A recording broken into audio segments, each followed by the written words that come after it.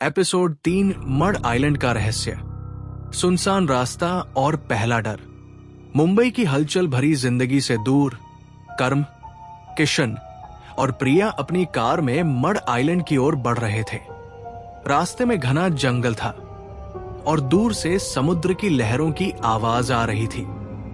सूरज धीरे धीरे ढल रहा था और चारों ओर हल्का सा कोहरा घिरने लगा था। किशन ड्राइव कर रहा था और प्रिया खिड़की से बाहर देख रही थी। अचानक उसने सड़क के किनारे एक अजीब सा आदमी देखा।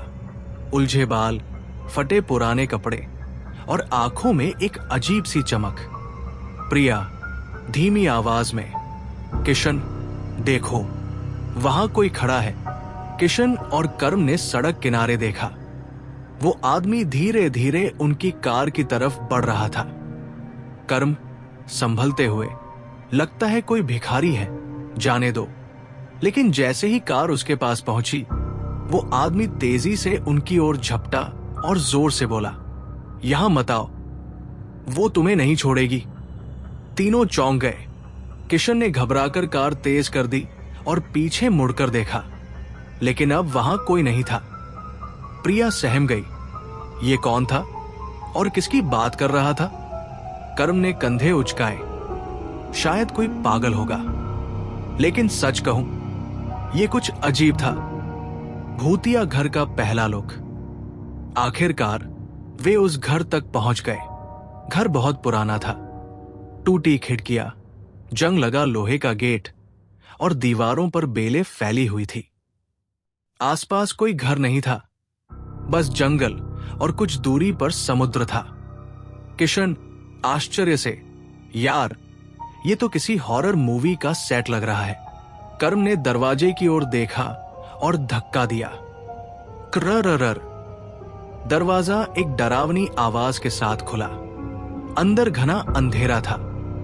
टॉर्च जलाते ही जाले और धूल उड़ने लगी। फर्श पर पुरानी किताबें और टूटे फर्नीचर पड़े थे। लेकिन जैसे ही वे अंदर बढ़े, अचानक ऊपर की मंजिल से किसी के भागने की आवाज आई। प्रिया ने घबराकर कर्म का हाथ पकड़ लिया। क्या यहां कोई और भी है? किशन ने टॉर्च ऊपर घुमाई और वहां सीढ़ियों पर वही पागल आदमी खड़ा था। घर में छुपा पागल आदमी। वो आदमी जोर जोर से हंस रहा था। तुम आ गए, अब तुम भी नहीं बचोगे। किशन गुस्से में चिल्लाया, अबे कौन है तू? यहां क्या कर रहा है? लेकिन आदमी ने कोई जवाब नहीं दिया। फिर अचानक उसने अपनी उंगली से फर्श पर कुछ लिखा, समुद्र में मत जाना। फिर वो भागता हुआ पिछले दरवाजे से गायब हो गया।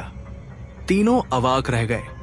प्रिया कांपते हुए, क्या ये सच में कोई पागल था या इसे सच में कुछ पता है? कर्म ने गहरी सांस ली। जो भी हो, अब हम यहां आ चुके हैं, हमें रहना ही होगा। रात का खौफनाक माहौल। शाम होते होते माहौल और अजीब होने लगा। रात के 1:08 बजे समुद्र से आती ठंडी हवा ने खिड़कियां जोर से हिलानी शुरू कर दी। घर में लगे पुराने बल्ब झपकने लगे। तभी ठक ठक ठक, ऊपर किसी के चलने की आवाज आई। किशन ने टॉर्च उठाई और धीरे धीरे सीढ़ियां चढ़ने लगा। ऊपर एक पुराना आईना पड़ा था, जिस पर धूल की मोटी परत जमी थी। किशन ने जैसे ही उस पर हाथ फेरा, आईने में एक औरत दिखी। लंबे गीले बाल, सफेद आंखें।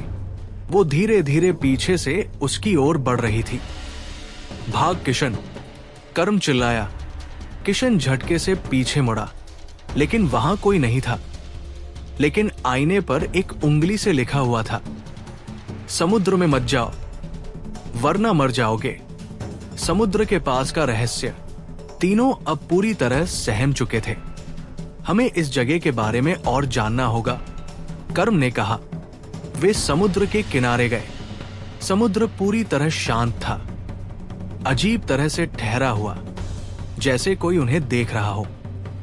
तभी पानी में मत जाना, वही फुसफुसाती आवाज फिर आई, और इस बार समुद्र के किनारे। रेत पर गीले पैरों के निशान थे, लेकिन वो किनारे से नहीं बल्कि समुद्र से बाहर की तरफ आ रहे थे। तीनों के रोंगटे खड़े हो गए। तभी अचानक समुद्र में हलचल हुई और वहां से एक महिला निकली। लंबे गीले बाल, सफेद आंखें, वो अब उनकी तरफ बढ़ रही थी। तुम बच नहीं पाओगे, उसकी आवाज समुद्र की लहरों से गूंज रही थी। रात के अंधेरे में समंदर की लहरें मध्यम शोर कर रही थी। हवा में अजीब सी ठंडक थी और जंगल के साए और भी डरावने लग रहे थे। विशाल, अनिकेत और सिया पुराने घर के अंदर जाने के लिए आगे बढ़े। दरवाजे की लकड़ी सड़ी हुई थी। हल्का सा धक्का देते ही दरवाजा चरमराते हुए खुल गया। जैसे ही वे अंदर दाखिल हुए, अचानक एक पागल आदमी तेजी से दौड़ता हुआ उनके सामने आ गया। उसकी आंखें लाल थी, बाल बिखरे हुए और उसके चेहरे पर अजीब सी घबराहट थी। वो हाफते हुए चीखने लगा, तुम यहां क्यों आओ? ये घर तुम्हें जिंदा नहीं छोड़ेगा। चले जाओ, चले जाओ। सिया डरकर अनिकेत के पीछे छिप गई और विशाल ने उस आदमी को पकड़ने की कोशिश की, लेकिन वो तेजी से पीछे हट गया और अंधेरे में गायब हो गया।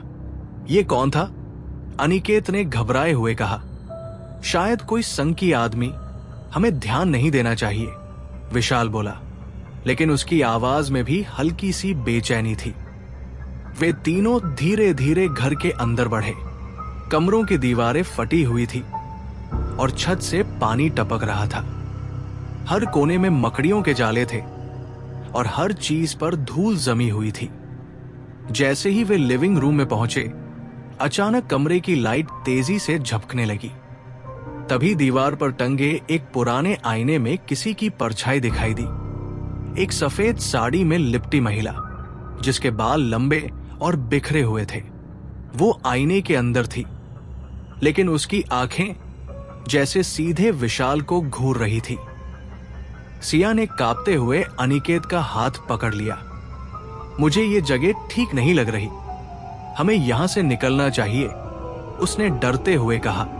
लेकिन इससे पहले कि वे पीछे मुड़ते, दरवाजा खुद ब खुद जोर से बंद हो गया। घर के अंदर फंसे वे तीनों अब डर और रहस्य के भंवर में फंस चुके थे। क्या वे इस खौफनाक जगह से बाहर निकल पाएंगे या ये घर उनकी कब्रगाह बन जाएगा? अगले एपिसोड में जारी।